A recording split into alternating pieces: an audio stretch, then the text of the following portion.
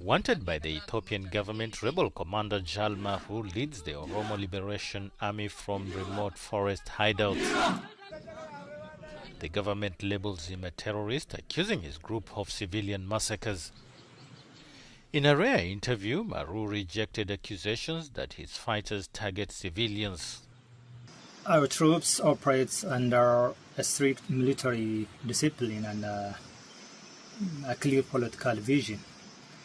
We categorically reject and condemn any act that harms innocent civilians. Our code of conduct prohibits the targeting of civilians.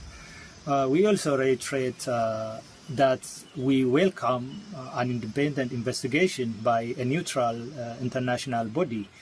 While the United Nations accuses Ola of killings and kidnappings, rights monitors say government drone strikes and extrajudicial killings define their campaign. The research that we conducted puts both the OLA and the government forces in the middle of the conflict in terms of summary executions, in terms of torture, in terms of abductions, in terms of rape of women. So what we are saying is our report is able to point to both groups having been responsible for the atrocities that are being carried out in the Oromoo region and that continue to be carried out against civilians in the region. The Oromoo Liberation Army has been battling the government since 2018, but Ethiopia restricts access to Oromoo for journalists and rights groups, meaning the conflict is largely hidden. The humanitarian situation, health, education, transportation, everything, the agriculture has been highly affected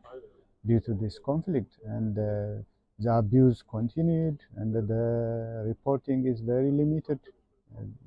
There is under report of the situation, the overall situation. Though Prime Minister Abiy Ahmed is Oromo, many in Ethiopia's largest ethnic group say they remain marginalized. They argue the country's ethnic-based federal system denies them fair resources and self-governance.